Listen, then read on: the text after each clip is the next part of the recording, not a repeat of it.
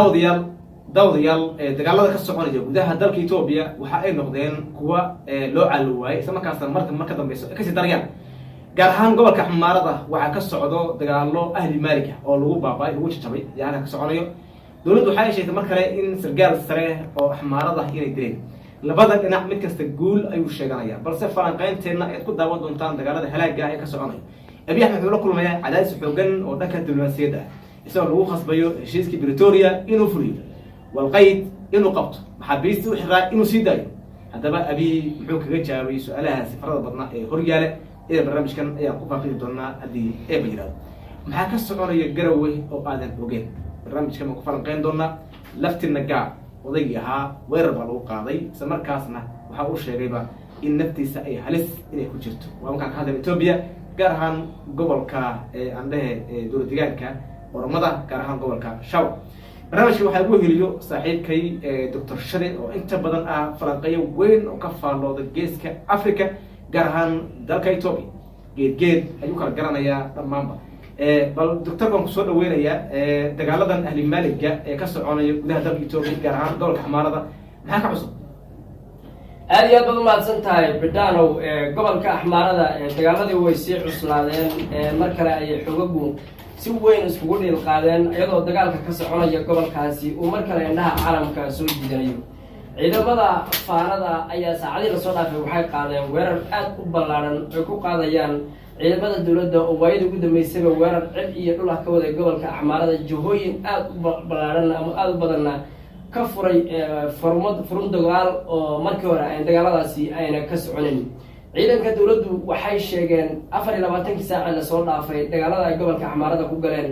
inay dhul aad u ballaaran ay maartay gacanta ku dhigeen ciidamada faanana ay meelo badan ay ka saareen laakiin xogaga faana oo quriga muuqaala siiday ayaa sheegay waxaas in waxba ka jirin oo yahay maartay xeelad dagaal ay tahay laakiin ciidankoodu ay dhulkii ay ka dagaalamayeen wali ku sugan yihiin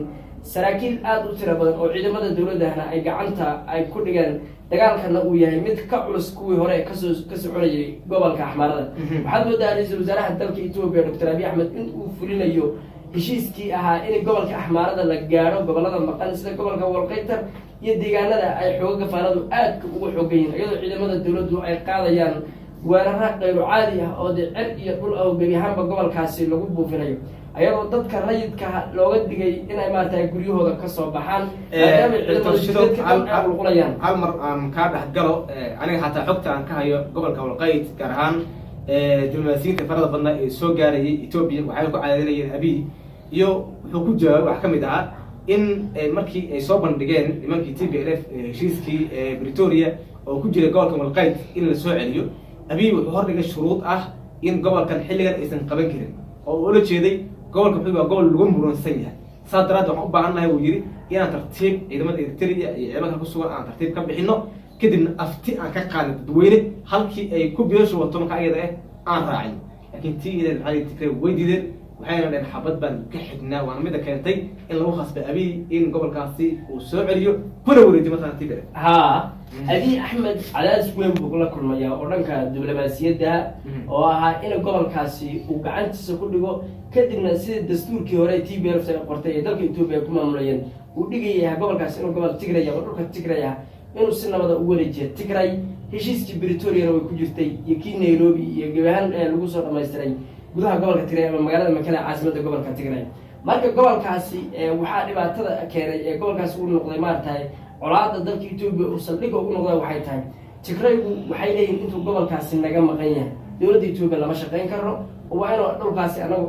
dad badan oo maartay ciidamada Tigray ama madaxda Tigray ayaa gobolkaasi ka soo jeeda oo dhaay dhulka naga hadii la qaato oo gobolka Tigray kamid ahayn seen maartay aan hubku u dhignaa ama Tigrayga oo kasimid ahana marka Tigrayga kala qaybsanaan bay ku keenaysaa haday gobolkaasi ay ka tanaasulaan marka Tigraygu waxay ka doorbidayaan gobolkaasi inuu gacantooda soo galo Xamaara awood kastaas ku geyso laba mid bay noqon inay dawladda Ethiopia iyada awoodeeda military adeegsato oo ay ka soo saarto ciidamada Xamaarada iyo kuwa Eritreanka ee garabka Soomaaliya fariismaha military kule markay ka soo saarto kadib ay Tigray ku wareejiyaan haday Xamaaradu Tigray xoog uga qaataan oo ayagu intay weeraraan ay gacantooda ka xayuubiyaan marka Tigray ayaga u taala oo laba dawlad goboleed oo dagaalo kala adkaaday noqonaya laakiin Tigraygu waxay leeyihiin annaga gobolkaasi gacantana wuxuu ka baxay waqti weerarka lagu soo qaaday dhan kasta laga soo galay axmaaradii iyo dowladda Ethiopia iyo Eritrea oo soo socota iyo saaxiibadooda kala gaashaan buurta ayaa xoog gobolkaas gacantanada uga bixiyay markii aan dagaalka ku qabsanayna beesha caalamka ayaa soo xagishay oo xabad joojin ku dhawaaqday oo inuu dagaalku intaa ka siday maadaama labadan qolo ay isku dhaarsadeen inay gobolkaasi uu ka dhici doono xasuuq aan weli dalka Ethiopia ka dhicin qolaba ay qolada kale ugu hanjabtay inay marna ka tanaasuleen axmaaradu waxay leeyihiin gobolkaasi waa si uu gacantanada ku soo galay annaga uu iqtay dhargii dowladda militariga ay jabtay xoogii malis uu hogaaminayay jimhadiyada ay qabsadeen dalka ayaa gobolkaasi xoogna looga qaaday oo axmaarada lagu xasuuqay axmaarada markay ka qaxdayna dad Tigray la dejiyay dastuurka Tigraygu fureen dastuurka markay fureen waxay dhahay xuduud cusub ayaa sameeyay in dalka federaal ma ahayn waqtiga ka hor dalka federaal kama jirin Tigray waa federaalkiisa sameeyay xuduudii federaalka sameeyeen marka dawlad kasta oo dawlad deegaan si ay federalismka ay qayb uga noqoto shuruucda federaalka iyo inay buuxiso federalismka ay Tigray ku dhulballaarsadeen oo dhulkaasi ku darsadeen marka hadda colaadda waxa ku sugtay axmaaro oo dhulkanay horey nooga baxay ee xoogana loo qaaday ayaan soo ceshanay iyo Tigray oo leh dhulkanay dhulka ugu weynaa qaniyaha ama xuduudka aan Suudaan la lahayn ayaa naga maqan asna waa laga maarma marka Abiy Ahmed midda uu ka baqaya ayaa hadduu gobolkaasi gacanta ku dhigo oo qolyaha axmaarada xoog looga soo axmaarada hadda iyo Abiy kale ay roobeen axmaariyi Abiy iyo Oromo waxba soo yaanada colaad uma dhaxo taala oo xabad aan joogsanaynin way oo qolada adkaatun dalka ay soo hadhayso marka Abiy wuxuu ka baqayaa hadday Tigray uu gobolkaasi ay gacanta ku dhigaan inay ku joogsan waayaan gobolkaasi sababta gobolkaasi waa gobol muhiim ah hadday gobolkaasi gacanta ku dhigaan hub bay yaa gacantooda soo galaya Suudaan baa u furmaysa Masar baa u furmaysa Eritrea u furmaysa marka xuduud saddex geesood kaaga helayaan marka yaran Tigray waxaa la leeyahay wixii hore ku ay xusayiin oo wada ay ku argoostaan meesha marka gobolkan ay hadda ku mursoonayaan laba mid ooga dhiganayaan inay leeyihiin Abiy gobolkaasi sidoo ku soo celiyo adkaanaysa oo Eritrea axmaaro ayaa ballan ku qaaday Abiy inay kula dagaalamayaan gobolka ciidamada lagu soo geliyaan oo inay leeyihiin Abiy halka ku jabo ay Eritrea cuntada sii fogaato Eritrea Ethiopia halkaas ku helaan oo Abiy ay ku xumeynayaan oo Iran colaadka aan lagu sii geliyaan iyo in ay leeyihiin gobolkaasi markuu gacantiina soo galo taad si fiican aad hub u qaadataan aad markale weerar qaadaan maadaama ay jirin axmaaro maanta Abiy garab taagan Ethiopia kale Abiy garab taagan ma jirto Ethiopia oo dhan dowlad deegaanadu waxay ka go'een Abiy Ahmed inay martaba garab siinin oo Ethiopia Abiy hadda asiga ciidankiisa mooyeen Ethiopia iyo Tigray u wada heelaneed meel kasta wiilka shan duljiga qori kala soo ruxlanayay ma jirta hadda xaaladdu aad iyo aad bay u adag tahay marba marka ka dambeysana hawshu aad ayay u soo cuslaanaysaa dalka Ethiopia waa loo baqaa nimanka dulmaasiintu waxay leeyihiin dagaalka ka socda gobolka axmaarada waa mid barbar dhacaya kii Tigray oo kaleete sababtoo tahay 24 saac la soo dhaafay dagaalka dhacay khasaaraha uu geystay hadii laga sheekeeyo mid aan ku soo cabiri karno ma xoogga gafaaradu waxay sheegeen ugu yaraan 3 guuto oo ciidanka militariga Ethiopia ay afjareen waxay sheegeen 3 sargaal oo korneelada dagaalka waday inay nolosha ay hadda ku hayaan meesha dawladdu ay sheegatay sargaalkii labaad ee ugu sareeyay faanada waxa xagga dhanka dagaalka in ayaguna maanta ay dileen markale maalin hore nin hore sareeyay oo ahaa nin adigu markaas ahaa shaaliqe militariga Ethiopia ka soo noqday laakiin oo taliye booliis federal soo maray oo ciidamada faanada ku jiray ay mar hore dileen oo dawladda Ethiopia ganacsade weyn aha laakiin ka door biday inuu la dagaalamo dawladda Ethiopia ayaa iyadoo dawladda nadishay ninka dawladda telefishinkeeda si weyn baa looga dabaaldegay inuu ninkaasi waa nin khibrad dagaal aad u yaqaana oo militariga muddo ka soo shaqeynayay oo asna halkaasi lagu dilay marka xoogagii faanada iyo dawladda Ethiopia hadda way soo dhil qaadeen dagaalka socdana uu ku cusiyay dagaaladii hore oo warbaahinta waa laga qariyay dawladda Soomaaliya duulanka hadda ay qaaday ma aha mid kii horeeto kaleeta waa hadda Abiy wuxuu rabaa hadda Abiy xaalad aad bay u adag tahay Abiy wuxuu rabaa hadda inuu horta balqolada axmaarada awood u dhamayso isticmaalo hadduu qolada axmaarada ka takhaluso Tigray rabitaankooda ah inay weerar qaadaan way dib u soo yarqayaan oo diyaadu ka takhalusu waayo laakiin hadduu axmaarada ka takhalusu waayo Tigray dee fursadda colaad way sii wadi ilka dafarnaa dadku way sii gelinayaan marka Abiy wuxuu isku dayayaa hadda wuxuu leeyahay jilaac baa dawladda ayaa laga dareemay ciidamada jilaac baa ku jira hadda go'aanka uu qaatay wuxuu yahay inuu axmaarada xididada u siibo asaga Tigrayna ay walqeytar isku arkaan haddii uu axmaarada xididada u siibo Tigray waxaa laga yaabaa inuu caajuleeyo dhaho colaad way sii socon haddii ayaguna ay markaa maadaama nimankan nabar weyn gaaray oo kulligooda hadda ay afka wax ku dhacsanayaan oo afka ay ku riixayaan Abiy laakiin sida hadda wax ku socdo waxay u badan tahay axmaariyi Abiy inay kala bixi doonaan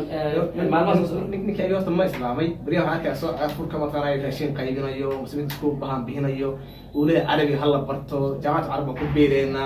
waxaa ay kaas aad u soo galnaa horta korneelku islaamkiisa horta wax islaamnimada inuu hadda islaam ay u badan tahay laakiin dadka uu ka soo jeedo qoomiyadda yaa qoomiyad muslima oo inta badan boqolkiiba 80 muslim aha aabihiina de muslim buu ahaa hadduu muslimnimada fahmo soo islaamo waa wax weyn aad baan soo dhaweynaa ilaahay muslimnimada faasiyaa lana abi ahmed hadduu nin muslimaan oo maxaan aaminsanahay inuu dalka Ethiopia wax weyn iska bedelayo oo nin muslima uu dalkaasi Ethiopia qabsado laakiin uu garaa 8 jeer ay hadda bisha Ramadaan ay hadda maraysa 13 8 jeer ayuu afur sameeyay oo awal arkay shimaa islaam uu afur sameeyay afarkaan wuxuu dadka islaamka ay rabeen moraal ku dhiso wuxuu yiri islaamku waa dadka ugu tirada badan dalka Ethiopia islaamku waxa loo baahnaa duco inay dalkan u duceeyaan in ma artay diinta islaamka dadku ay si fiican loo fahansiiyo inay wada noolaanshaha ay laga shaqeeyo sidoo kale wuxuu luqadda carabiga waa in la bartay si diinta islaamka loo fahmo qudhigiisa baar ninku waa aad loo fahmo quraanka iyo aayadaha xadiiska aad u yaqaan aad uu akhrinaya laakiin waxaan malaynayaa wax loo soo qoray dadka waxay leeyihiin murtad weeyo waa muslim ahaan jiro xataa wax soo akhristay leh uu yaqaanay wuxuu akhristay kadib markuu ciidamada ku biiray ayuu ka baxay diinta oo kuwa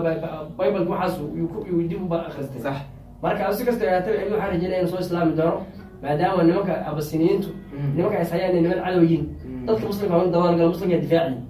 qoomiyadda muslim qoomiyadda ku dhaxaro okaas maxaa ka soconay garow garow inuu xaaladu aad u adag tahay sawirro laga soo qaaday sawirro aad wanaag uga turjumay maan sawirro kala qaybin weyn bulshada Soomaaliyeed dhexdeeda ayaa laga soo qaadaya sax dadku dhowr bay kala turjumayaan kooxo waxay leeyihiin shirka garow kooxaha dawladda taageera wuxuu soo kordhin male dawladda xashaqan go'aan waxay qaadatay tallaabooyin kale ay qaas inay marna ka laabaan oo sida iyada la qumanaad inay wadanka ku maamusho inta halkeen laga gaarayo kuwana iska kala qaadiyaan si garow joor ay wada diyaar iska meesha ku yimid يقول لها بيلين وعد دو جوجينيو مالا بيلين دولتنا تلاوة إقرار سيرو تلاوة واحد مدير على كرسوني كلا إنها هيستا أي المدة أول ربيش عالم وحيد يجي دولة دي حاسة كوري هذا قلاص أو يحنا مدينة حنا بدو حنا دولة أنت لو صعد يجري حكي برنامج كين هذا واحد ده سؤال برنامج كين اللي جاي يحكيها ودولة واحد يبغى هذا ما دام دولة دقيتها هي دولة وهذا هيستا ما ندري أو ما ندري واحد أنا ما كم جار مع دولة المكتب ما كان واحد إذا قصنيسو هذه الدولة حاسة شيخ محمود وحيانا لو برت حوا دني مالك دولة اللي طورتي واحد كده خلافه بالعبي دين عفنتي وكسر جسد لكن أيضا لو جوجي مال الميل يعني حكم على قوانين أسوأ صومالهم كويس مالي يعني الميل شرعية لو محبة الدولة إنه مال مرسنيسو حتى الدولة بحيوانها دورشة قفي عدك يدسولكم جوجينين أيوة قرا وجهه يعني دورشة قوانين لا يقولين حس لنا حسب دولة سكمية لو يجوا حد يسير قبل سنة دورشة جروي جبلاني كمان وحسب يسكفوا داي تطبع لصوت أبول غيرها حسكس وجيرة وتشال هو كمان حد ورنا يحلو أنا ماذا حوينا ويعودنا تعرف إنه مستعجل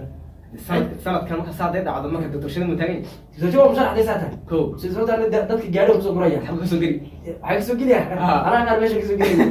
سومالي أنا من سومالي ده أنا بيرك سوقي واي ماي هذا وين دتك أنا سومالي الشعب كان قد كوتش عليه أنا شعب تاجر وين من مش سومالي كاس أنت كسر بتشوف بدأ تاجر وين أي بيرك ده حاجة مقدش أي تاجره لكن أنا عمك سومالي ما بيرها لقيت الدنيا هاي بس بيرها حتى ما فيش لك ولا شيء ماي لكن فور موجود ده ماي فوق مجرم أو بس كده بيرها ولا شيء ماي أنا نسمع مالي أنا هاي سومالي ما يدخل سومالي ما مش راح كوا هاي شعب سوماليات بأنا يعني مركز أنا واحد لنا صح واحد لنا شعب سومالي هذا وين شعب سومالي عدالة وادي منه أي أنا سوري هذا ماشي نشوفه وعدالة تسكو باهين ما كان حكي أنت ما كان فهد بقرابتي ما فهد وين سومالي ولا سومالي ما كان حسنين فهد صح مين كستر موادنا ولا أنا ودنيا هذا وين ما فهد مركب فهد والدنيا دي الموتها كاركاس فرماجة مرصدي مركب ما بحكي كل هذه ما والدنيا دو قبيل كل هذه ما والدنيا دو نور بودين من وكرة نور بوعين الدب كيس يدب كيس ده على واديه ساس بودين كيامه والدنيا عد جارك مش عم بزهير بس كلام ما لكن والدنيا وانا ده حتى ترك على واديه تدك على واديه تدك سومالي كوسين هذا قبيل يا قبيلات يقولون حتى كتكتوا لعل هذا كرامة بعد صوب حيوة وحتى كان لي تي وأريج مثلا كانت تحسين تكاغم مرتاي وصوب حي هدي الحلكاس كوجولي ستوت حشو صاحبك ما كورنيل كي فرقد يلا الله قلت ولا يا ما دورت صاحبتنا واحدة ما تمام كو صاحبتنا يورالتنا يوحول يسجلنا وين حلا ما صاحبتنا ما كان جاي كو يورالتنا ما كان جاي صاحبك فرقد ما دام حق صلاص الجماعة هنا فرقود مركز لمرون بيه لكن مركب هذا راح حسس فرقود مركب تبغى مش وجوب الوعي يساوي ما انت كان صوتك انا ما يدري فرقود انا فرقود سوق عندي الدقمه سيف يعني ليش انا جوجبه ليش ابو كعك هذا ده جالس فيه وكاس مركب وحاول ما ممكن قالوا كم موليا ما فرقود التيم كوميديا ما باس كوميديا ما باس كوجيرا فرقود سيدي فرح سكينه فرقود ما فايده فحسك بوليس وين سومالي اسمه تيم كوميديا كوجيرا ما صنتها داود انت برنامج كان قصه اخبارنا لو ده صحيح